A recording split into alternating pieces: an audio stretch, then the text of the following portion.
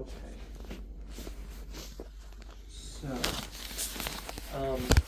just so I know, just so I know, what are you aware of so far? What have you been told about the biopsy results? Just that it was estrogen positive, kind of a medium growing. It's not on fire, but it's not slow growing either. Yeah. Let's see. In terms of the biopsy itself, I guess I haven't been told much more that I understand that it has a certain kind of name for the cell, and I may have had it before.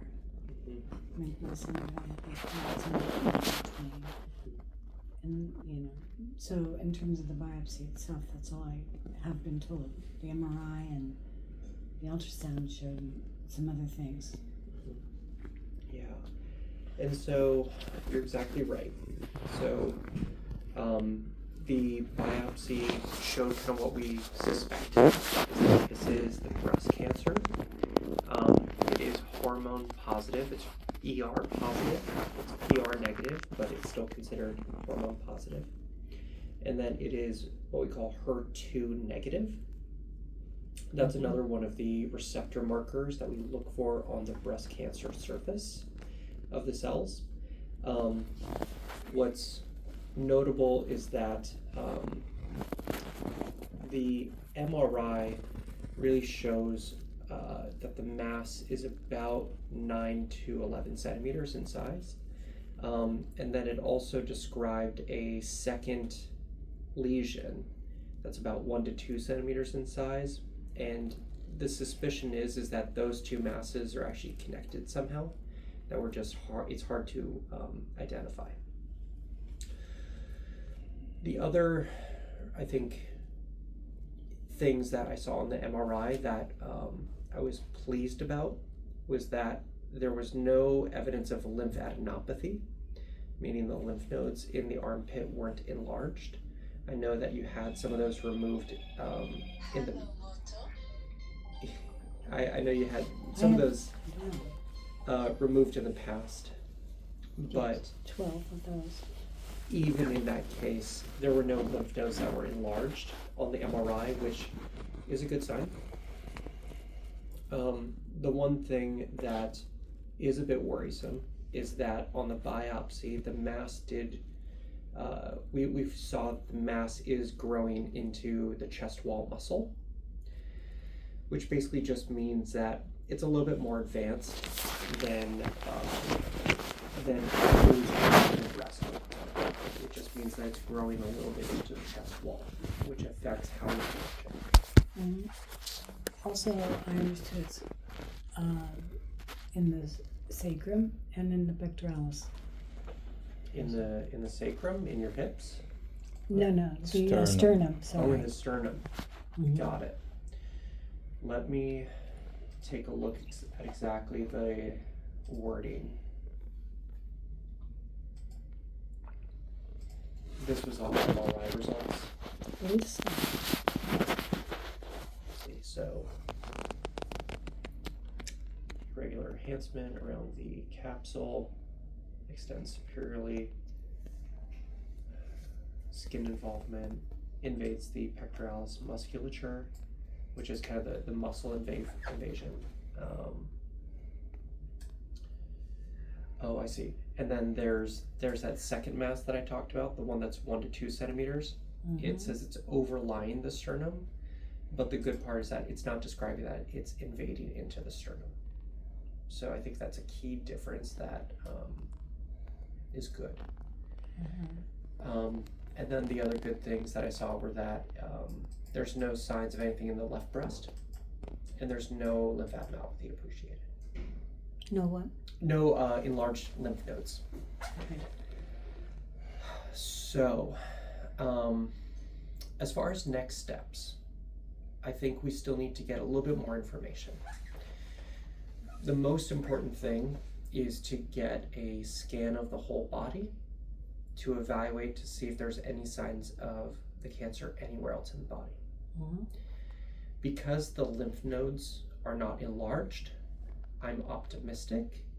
However, I still want to be cautious and get a PET CT within the week in order to evaluate this. Additionally, I am going to do some more blood work today, if that's okay. And then I'm also going to do some back-end work where I'm reaching out to the pathology department and sending this tumor for genetic testing, meaning we do additional testing to evaluate for special genes or mutations that may allow us to have more tailored and targeted therapies for you in the future. Have you ever had genetic testing yourself to test for any kind of increased risk of cancer? Yes, I had the 23andMe. Okay. And did that identify any mutations or anything abnormal? I would have to look at it again. Okay. I had it done several years ago, and so I'm not 100%, Totally understand. but I can find that out. I guess what I would prefer to do is in anybody who has 2 cancers in their lifetime, especially 2 separate breast cancers that occurred in their lifetime, I think it would be best to have you meet with our geneticist so that they can do additional screening to see if there's any other factors, and then they can also do some initial preliminary testing. The great news is that we have the genetics clinic here on the 2nd floor, and you can just do a walk-in appointment and they'll do the initial screening and send the test, and then we'll get it back much more quickly than if we send you a referral and everything. So it's a walk-in if you have time after this appointment. We do. Yep. Okay. I've been talking quite a bit. I just want to pause. Do you have any questions?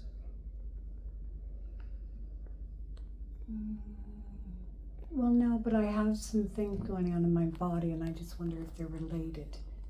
So, like, I can't walk very far without getting burning sensation in my chest and in the back. Okay. And so whenever I'm breathing more laboriously, then I notice that. Yeah. And then I have shooting pains that are going right in here. Okay.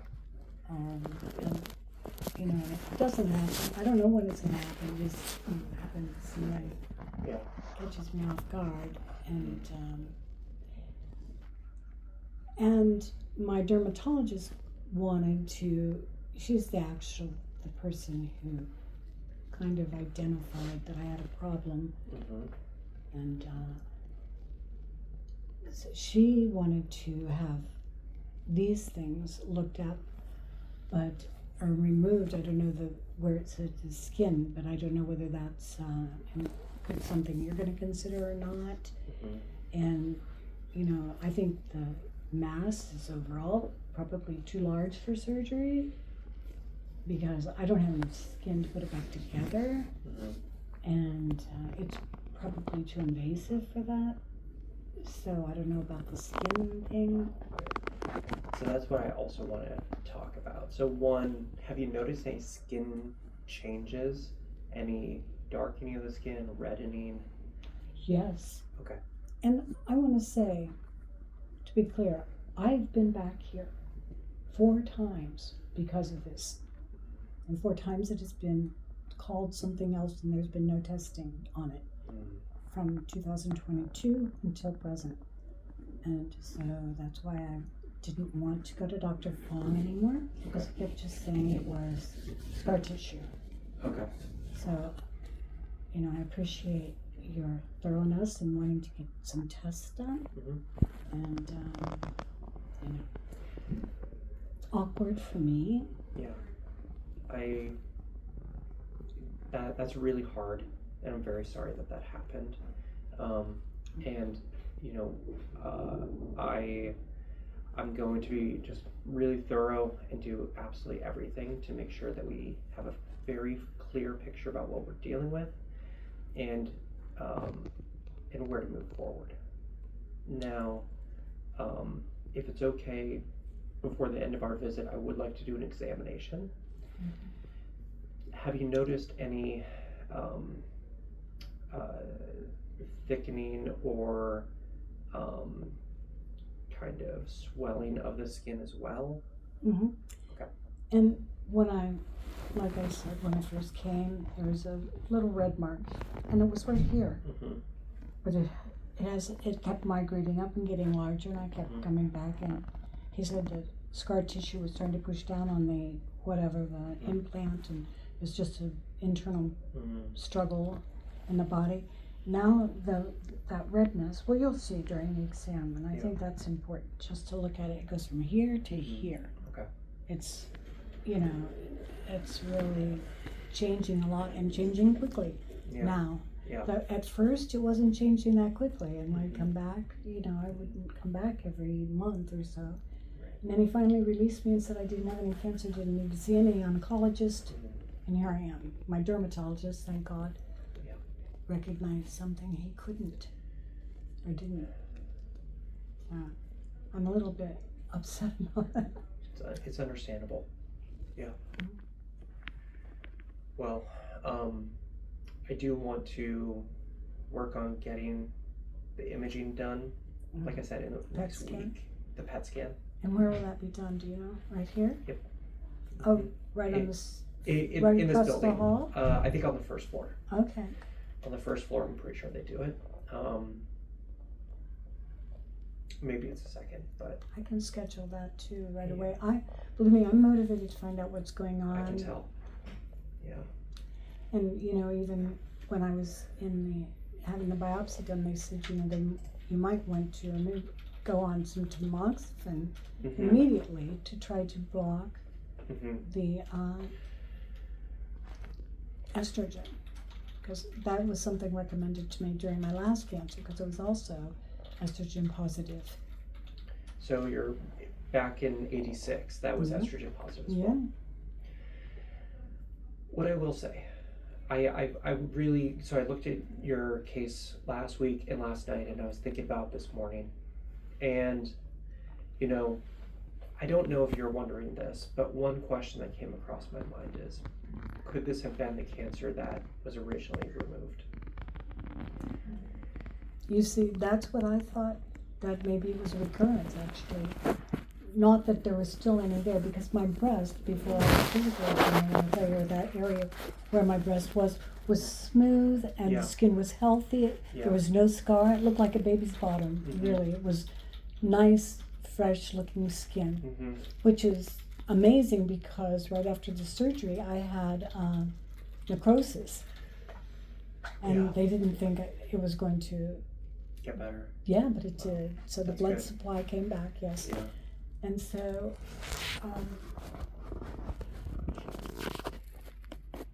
I'm sorry, I forget the original No, it's okay. question. The thing that was kind of on my mind is, could this have been a recurrence? That's what I thought, until Dr. Fung said you're cancer-free. This is not going to recur after 30 years. And so I think that's where there's nuance to the discussion, because I'm not convinced that this is a true, what we call technically a recurrence, which means that the original cancer was inadequately treated. There were residual cells that eventually grew. Breast cancer doesn't behave that way. Right. As you know, it doesn't wait 30 plus years to come back. And so I suspect, that's why I think getting genetic screening would be important, is because I suspect that this is a second new breast cancer that has occurred later on in life. But it just so happens that it's in the right side where you previously had the breast cancer. Well, this is all semantics at this point. The important thing is, we'll get imaging. I'm going to do some additional blood work today. Regarding the question about surgery, I do want to have you at least meet Dr. Anderson. She won't operate on me. Okay. Because I have an implant. Got it. Dr. SMORE tried to send me there a long time ago. They said no. They wouldn't even let me in the office. And actually, I saw Dr. Baker, who's an associate of hers, and she didn't want to do it anymore, so she tried to get me to have Dr. Anderson anymore. Sorry, you want to say No, something? go ahead. I know. Yeah, my only thing is now that there's cancer, does that change what a surgeon might be willing to do? I would hope and think. That's the question. Now, the thing that I don't expect her to meet you and say, yes, we'll go to surgery right away. Even if you didn't have the prior surgery and the implants currently, if somebody walked in with a breast cancer that's invading into the muscle wall, we would want to do some kind of therapy before we even go for surgery. The reason that is we want to try to reduce the size of the cancer and get it to separate from the wall to make surgery and the post-operative recovery a little bit better. Now, even before all that's discussed, is we also need to get the PET CT to evaluate if it has spread anywhere else. If it's spread anywhere else, doing surgery won't help treat the cancer because it's elsewhere. Where are you going to get the skin? Exactly, that's the other thing.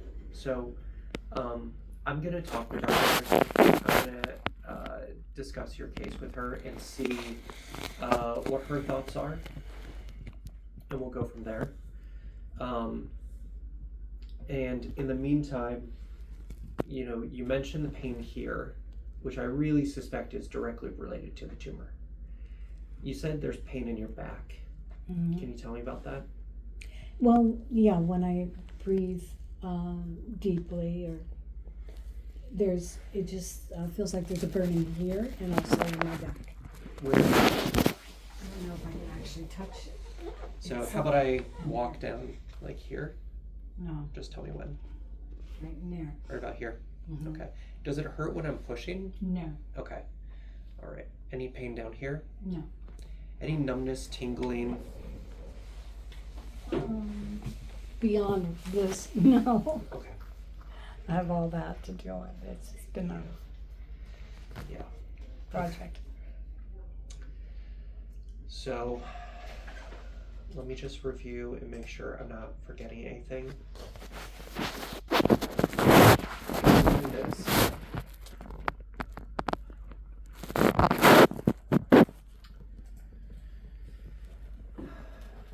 I think that where we go with treatment will depend on the scans and me talking with Dr. Anderson.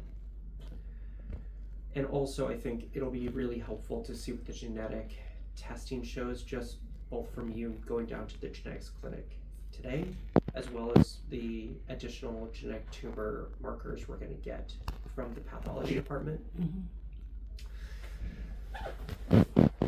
If you want, we can start discussing a broad overview of treatment options and kind of what that could look like, if you're comfortable with it. Or you can say, you know what, there's too many hypotheticals right now. I'd rather just wait till we get more solid, concrete information, and then we can have a realistic conversation.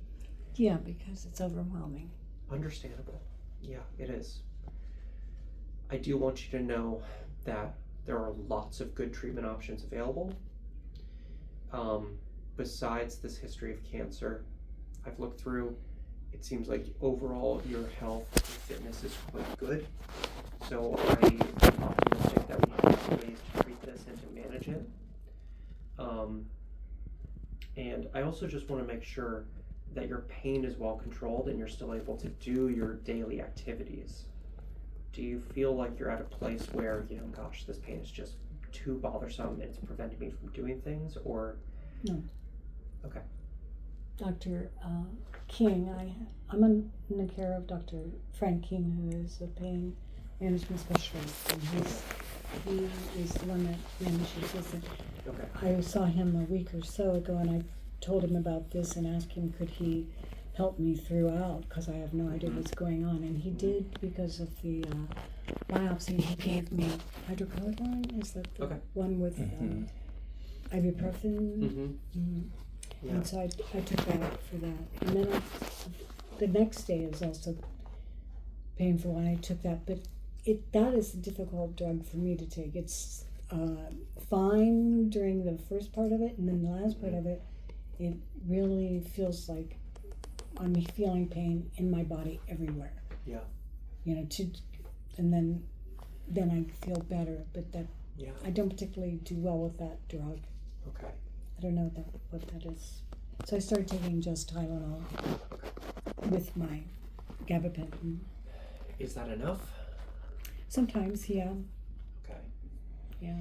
Is Dr. King, is he a palliative care doctor or is he a pain management specialist? Pain management specialist. Okay. The reason I ask is for a lot of my cancer patients, when they have pain or a significant amount of symptoms related to either their cancer or the treatment or any number of reasons, I will have them meet with the palliative care specialist. I always like to talk to you about that before I send in any kind of referral. And the reason that is because I want to explain my vision of palliative care and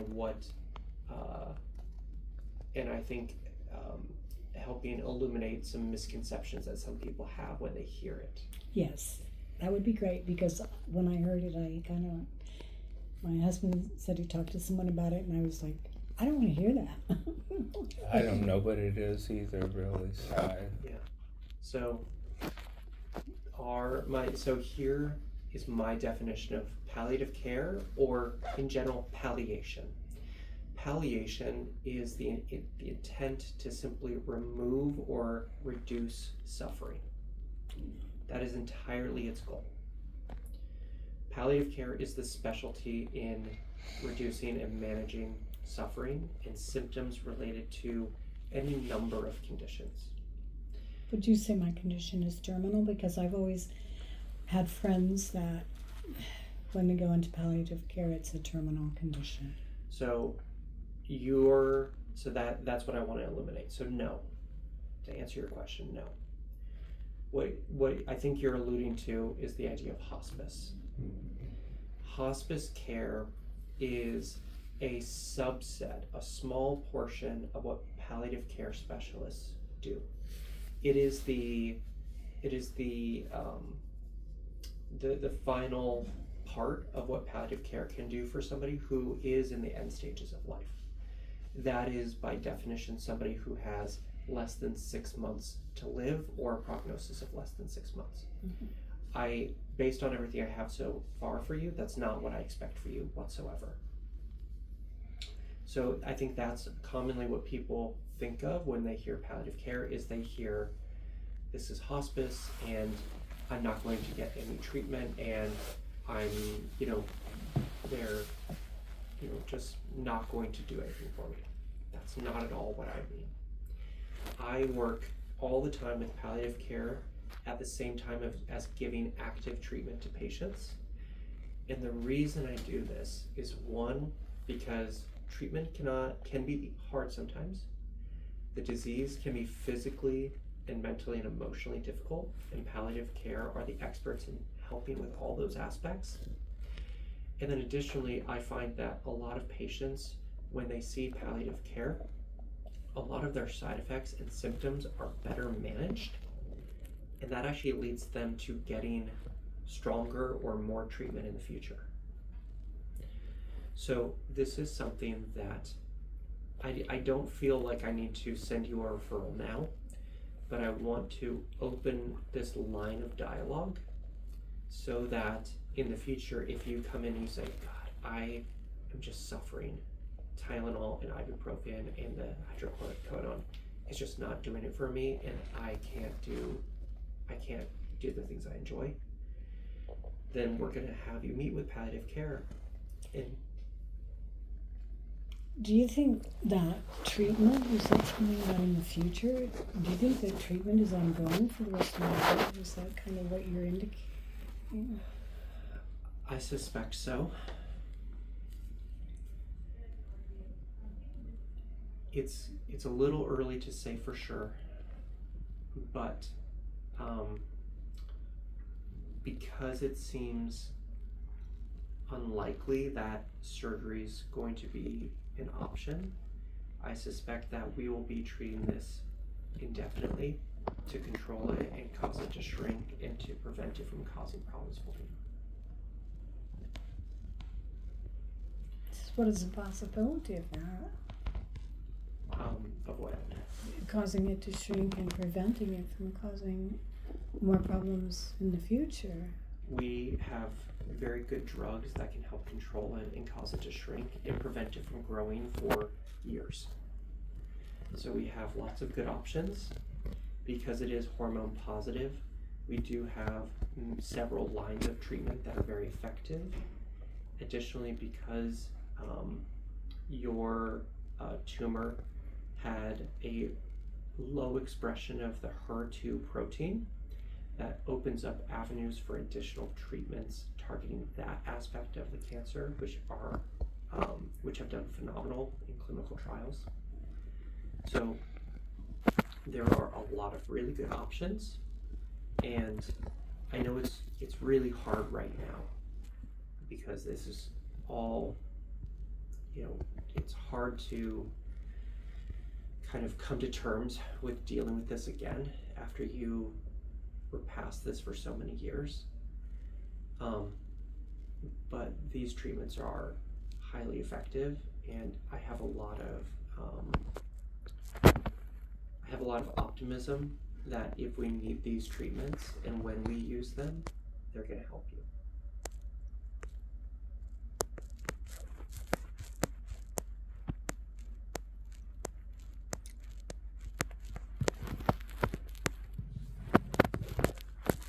I am sorry.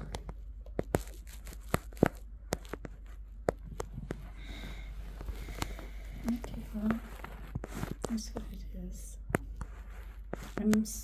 I guess I'm afraid of the treatments. I'm kind of afraid of the progression of the disease. It's like just fearful of the. I've seen a lot of people go through it, and it's not. Generally speaking, the people I've seen, it's not successful, and they go through a lot of pain and agony, and finally it's the end of it.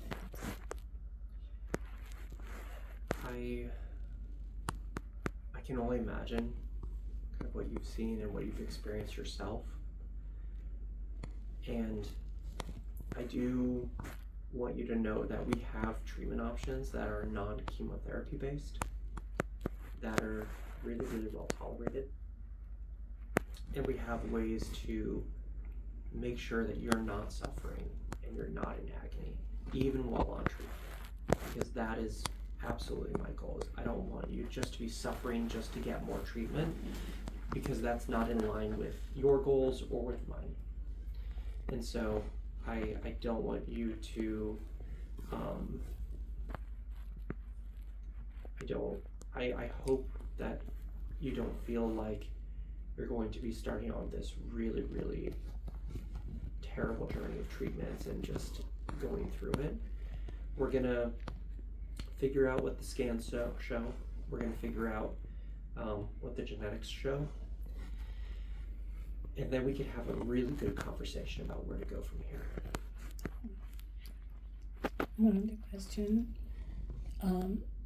So are the treatments going to be difficult? My husband is thinking to retire immediately, or we're thinking maybe January, or does he need to be available to me at all times? Yeah, and I have all this. I filled all this medical certification for healthcare provider to possibly take a leave, intermittent leave or long or 8 weeks leave. I could get all this, and for the psychological support. And we have a puppy. Marsha's at home by herself while I'm working as a teacher, and I don't know if this is When might that? When might you want that to start? That's what I'm curious about. I'm applying for Social Security so I could be home with her, and I could kind of stop working tomorrow if I needed to. I don't really want that to happen. But Yeah, so I'm happy to sign this and fill it out. And so I want you to hang on to this for now. I'm gonna have Yeah. Jamela go Okay. through it and fill it out, and then I'll sign it. To answer your question, when is it the right time to step back and things like that? I don't have an exact answer. Part of it is because I need to better understand the exact treatment I'm gonna offer. A lot of these treatments are well tolerated, and I have people who are living their daily lives with minimal effect on it from these treatments. And so, I think from a caregiving standpoint, I expect that, at this point, I expect that the level of care that you're going to be needing is minimally different from where you're at now. That's my optimism, and we'll see what everything shows, and then once we get all these results back, we can have more conversations. But I also understand there's the physical aspect, but also there's the mental, emotional, and spiritual, and just Right. the support of being present. And that's something that I can't answer for you, but I'm in full support of whatever you need signed, and for however long you want to take time off. I'm there to sign for you. Well, Okay. this I think right now it's sounding like intermittent could be good because I have 9 more days or something that I can take off this year, and I'd like to cut for this PET scan. She might she may need sedation for that or whatever. I don't know, but I want to be able to do all those things, and I want to come to these appointments. So it would help me with that, and I want to be there like you so we maximize our time together. 100%. Yeah. This sounds pretty good. We're gonna get more information, Right. but I can't imagine what it was like to kind of like get to this point. But now that we're here, we're gonna get the final pieces, and then we'll be able to have a full plan for what to do next. But like I said, there are an abundance of treatment options, non-chemotherapy included, and those are the ones I might reach for first, because they. I have a thing about it, so does my family, my son, because it is, just we've seen so much of it, and so that's great news to hear. I've read about things with targeted radiation and stuff like that. I didn't know. Bee venom, I've read. Please don't do bee venom. No, I think it has to be injected, right? To be working, but I don't know. I have no idea. I just read a lot. I don't recommend that. I had a patient try to do that, and she tried to avoid chemotherapy, which she really needed, and thankfully she ended up getting the chemo, and she got it all removed. But I don't recommend doing the bee venom or anything like that. Oh, okay. I haven't looked into that. I've looked into some of the things I've done, and bendazole and mendazole and all those things. But here's what I'll say: if we thought they worked, we would be using them. I'm pretty glad to hear that there's alternative treatments, like you're talking about, other ways to get at this. Besides chemo. Yeah, Mm-hmm. and that's a really, something I was hoping for. So, Mhm. and it seems like they're targeted toward what's going on, and we'll get the information and know more about that. So that's pretty good. Okay, and Yeah. And you said blood work as well, right? Today. Yeah. Blood work today in the clinic. Okay. And then additionally, I'm going to Sam. do an exam. And then I'm also going to have Jamela, my MA, also have you do a special kind of test that is it's called a ctDNA test. and it's basically a way to detect any level of tumor cells in your blood. It's very, very helpful for monitoring and evaluating for any kind of the level of cancer that's present. Excuse me, I'm sorry. No, you please are trying to say I was laughing about it, but please, you're thorough and you're kind. I appreciate it very much.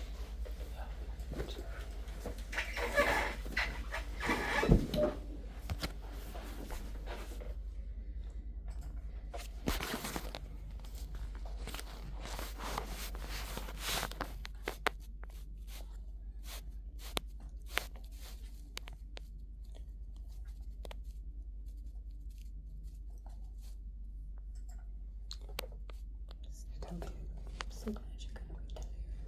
Yeah, me too. Well, we'll plan on that too, no matter what. January, February. Mm-hmm. Make it work for that. Okay.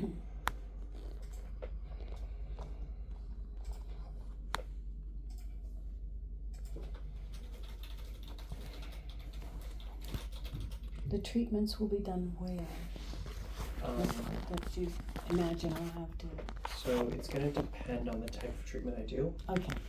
Some of them are pills that I just send a prescription for. Okay. Some of them are IV infusions that are given just across the hall on this floor in the infusion center. Do you, the infusions, are they, what are they? If they're not chemotherapy, what are they? So, so one of the infusions that I'm thinking of for you is it's a synthetic protein that targets the HER2 proteins on the breast cancer. It's a drug called Enhertu, and it is very effective in treating breast cancer with even a low level of HER2 expression. And so that would be something that I would really consider for you as well. The reason I kind of honed in on that is that, you know, they have those infusion clinics almost on every corner with the vitamins and the things. And my son lives in Slovakia, so he calls all the time with all these suggestions because what else can he do? And so, you know, I told him I would look into it, but happy to ask you about it as well. Yeah, I would hold off. I would hold off on any vitamin infusions. Okay. So your blood counts from, let me see, last I checked, they were all normal. Let me double check to make sure I'm not imagining things, but. Well, Dr. Samori told me to take vitamin D, which I have been bad about doing. That's okay. I'm gonna check your vitamin D level today anyways. Okay. Yeah, but I mean we can check your nutritional levels again. I'm already doing quite a bit of blood work today, and let's just see what this blood work shows, and then if there's anything concerning, then I'll check nutritional levels next time I see you, which I want to see you again in 2 weeks. Okay. From everything I'm seeing, there's nothing immediately life-threatening happening. Okay. If you start to have any worsening pain, worsening chest pain, shortness of breath, anything like that, I just want you to come into the ER and we'll take care of you.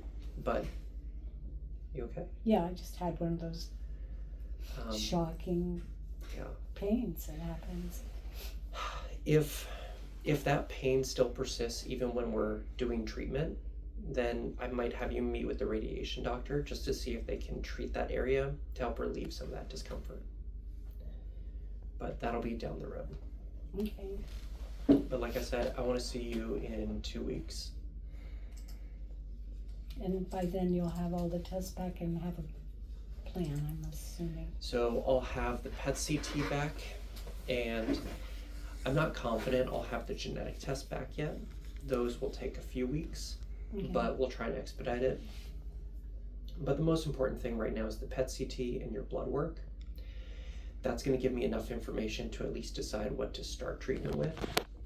And the initial treatment for you is probably going to be a combination of hormone therapy, which can work for quite a long time. Mm-hmm.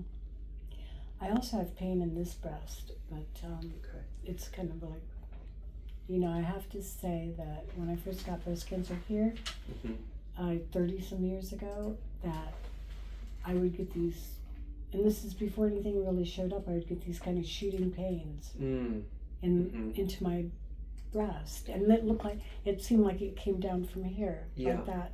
Yeah. And so now I'm starting to feel a few shooting pains in this breast, which is like, oh my God. I just get nervous because it's like, I felt that before.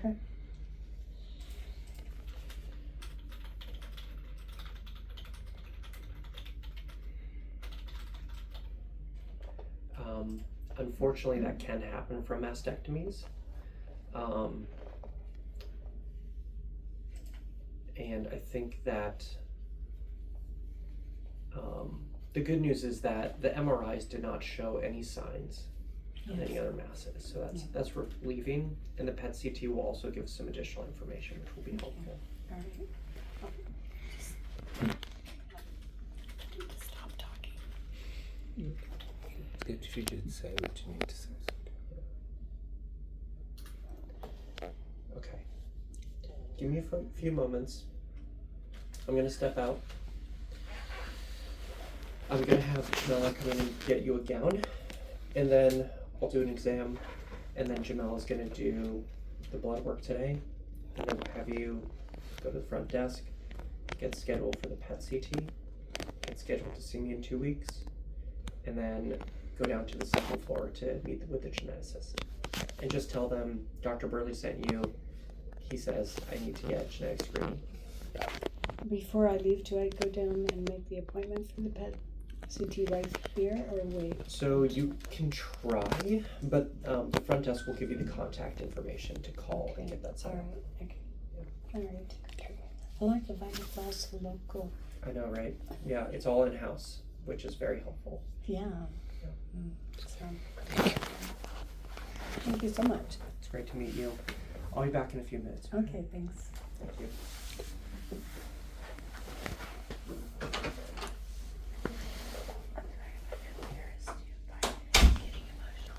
I'm emotional, sweet.